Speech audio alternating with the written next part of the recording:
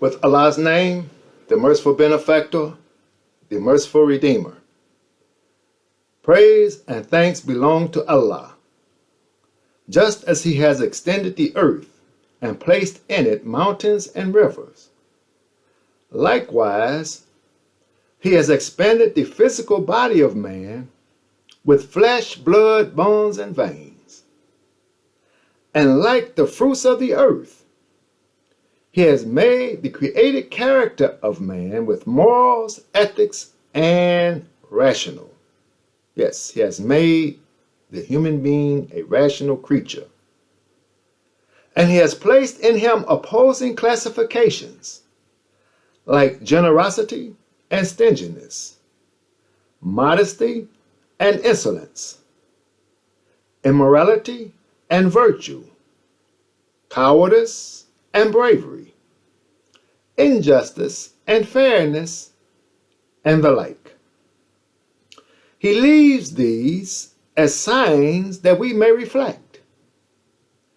Thereby, I give open testimony that there is nothing worthy of worship except Allah, and He is without equal in the governance of the heavens and the earth. And I give open testimony that Muhammad, to whom the Quran was revealed, is His messenger, the human model for all of mankind. We seek the prayers and the peace of Allah to be upon Him and all that follows in this excellent salute we give to our dear Prophet.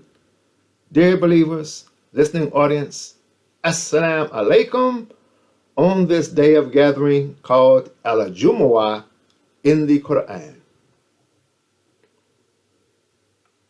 We want to look at chapter 13, verse 15, and make comments and reflections upon this verse.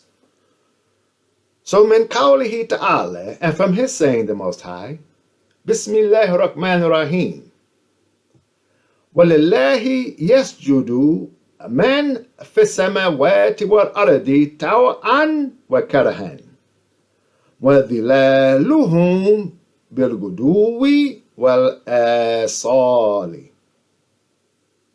Whoever, speaking to this, whoever is in the heavens or earth in terms of the spiritual realities, like the notable essences or governing entities of things and beings, all submit to Allah. Likewise, their shadows, meaning their skeleton bodies clothed in flesh, which are no more than silhouettes of these spiritualities, serving as idols for many, they also submit.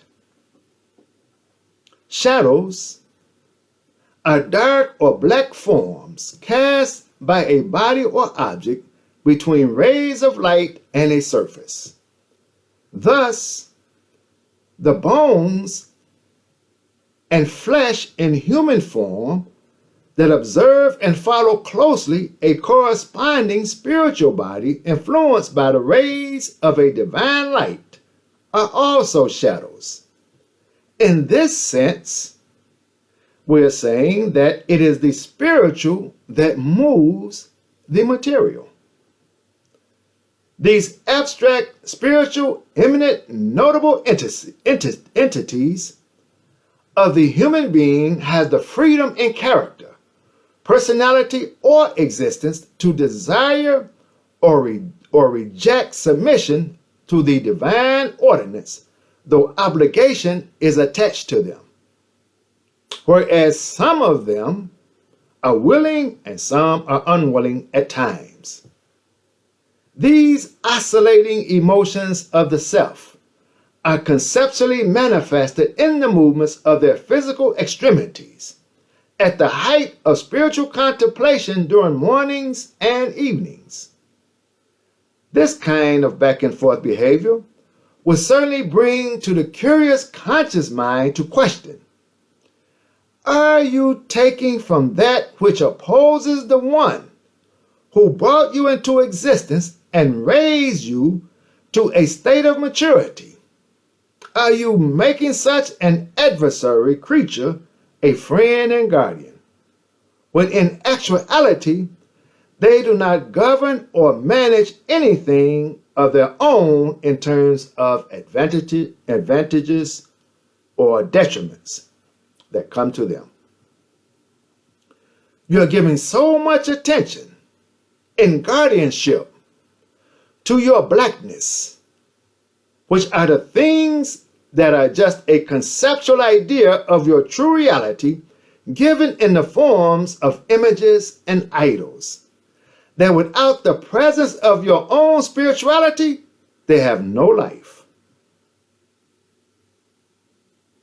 It is Allah who sends down from the lofty, sacred sky of man's spirituality the water in the form of divine light or knowledge. It flows in the valley of the heart to the extent of its readiness and awareness. In contrast, the streams of knowledge that is not useful become as foam pushed on the beaches or surfaces of the soul that is seen as despicable in terms of merits and qualities. There are those who ignite in their passions and desires a love and fondness for culture, education, facts, and concepts for the beautification and embellishment of the soul. Also, they may seek to enjoy from it moral and ethical virtues, which is accompanied by sound logic and reasoning. Likewise, the potential for influencing the soul is the discarded scum, that their personal spiritual kingdom is just full of vacancies for the influences of the world. Thereby, they hope to be Muslims. They hope to be followers of the human model set by Muhammad the Prophet, prayers and peace be upon him. They hope to have a conscience that fulfills the obligations of what Allah wants in them. But in reality, they are nothing but a shell of a person, just a black shadow. The core of their life is assessed by the influences of the world. Whatever dross or rubbish is pushed up on them in the environments or from the environments, they seek to decorate their souls with it. Therefore, the husband is not the Islamic authority in the home. The husband is not the imam in the home, we may say. The wife is not the Islamic authority over the children. The children have no Islamic conscience to check themselves or others, simply because of the vacancies in the spiritual kingdom where only the influence of the world finds comfort to come into and possess their souls. Our challenge should be to instill the teachings of the Quran and the instructions of Muhammad the Prophet in our life, starting with the husband, then the wife, then the children, then the grandparents, then the neighbors, so forth and so on.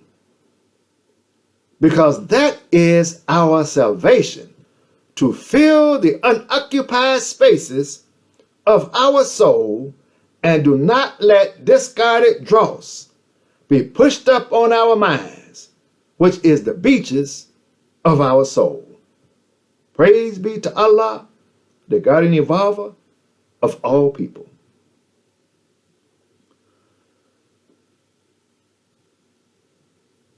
With Allah's name, the merciful benefactor, the merciful redeemer, our guardian evolver, do not make us as a trial of dissension, as people like gold and silver that is melted with fire to distinguish the despicable from the precious, belonging to those who are not conscious of what their purpose in life towards you.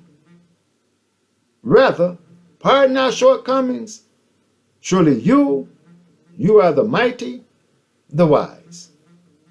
Praise be to Allah, the guardian evolver of all people, dear believers, listening audience. Assalamu alaikum.